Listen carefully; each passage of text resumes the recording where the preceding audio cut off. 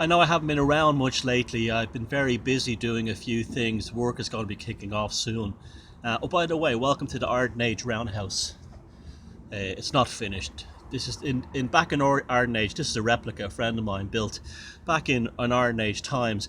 The walls would have been covered in furs, animal skins, and the roofs as well. And it would have been very comfortable and dry. And there would have been lovely furs and animal skins along here.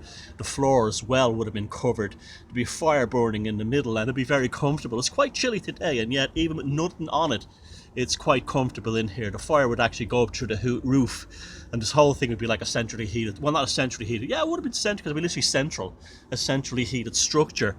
But anyway, I want to, a quick update. I'm working on a documentary about a cult in Dublin. Dublin is a very, well, it was, not so much now, still is at the high levels, was once a very powerful and strong Freemasonic city, and it's loaded with all kinds of esoteric symbolism. So I've been going around finding some obscure histories, obscure places that even, like, quite surprisingly remarkable things that even native Dubliners have grown up in a city like me don't know about. Well, I knew about this one because I was told about it years ago, but especially some revelations regarding the Hellfire Club and human sacrifice, and that'll be coming up in the film. Thank you for watching the Demons is Real documentary. I got something like 13,000 views so far in about a week, so I'm delighted with that you're watching these documentaries, and this will be made in the same style with a lot of on scene footage. Someone asked me what happens beyond the 33rd degree. Well, I don't know for sure, but here's what I've been told by two people, independent sources. The first one told me this about 11 years ago. No, it was more than that. It was about 14 years ago in New York, who was a drug dealer. So take that as his thing, but like a middle class drug dealer. He sold cocaine to business people. Not me, I never touched that stuff. And nice fella though. And someone recently who I've been talking to on the internet, who I know personally, I've met him in real life. One was a Freemason, and the other one was a son of a high-ranking Freemason in the UK, in England in particular, not South England, up and around Derbyshire. And basically, here's what they say happens, as amazing as it sounds. And I'm not saying I know this is a fact for real. I'm not saying this is true. This is two independent sources have told me the exact same story of what happens. Firstly, the Freemasons absolutely are a magical organization.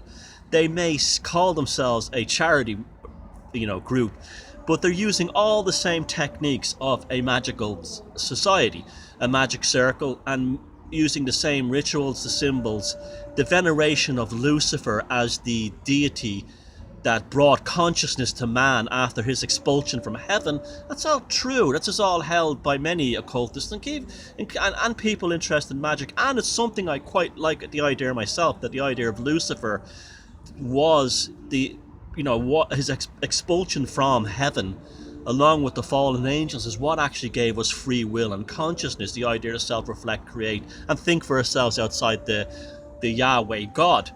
Now, that's a very interesting idea. Obviously, it's an archetype and it's a metaphor, it's allegory, which is how all Freemasonry is. Everything is seen as symbolism, but it's a lexicon of visual ideas and metaphors, and it's just like magic.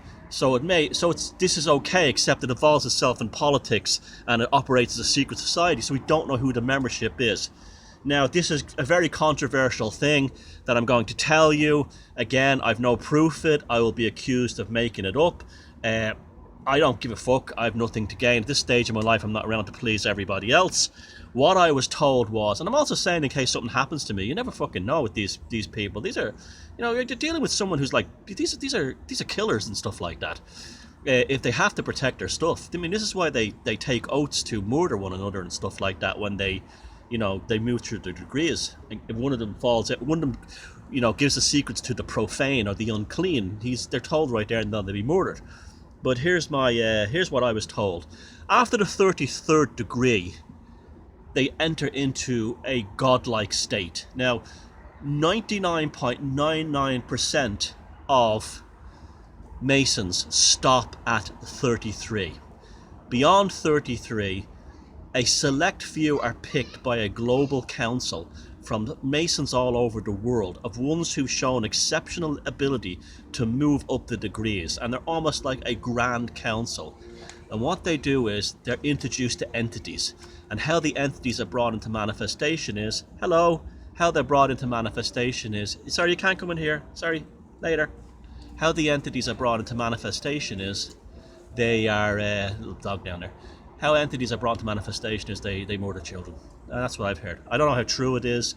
It seems to tie in with a lot of conspiracy theory stuff you hear about this, which it could be true, it could be not. But that's basically what they're introduced to entities, and they themselves are then believe they are now amongst the gods. They are godlike beings, and that they are now, if they even consider the 33rd degrees, the 33 degrees of masonry, they consider that to be profane. This is how high they rate and evaluate themselves.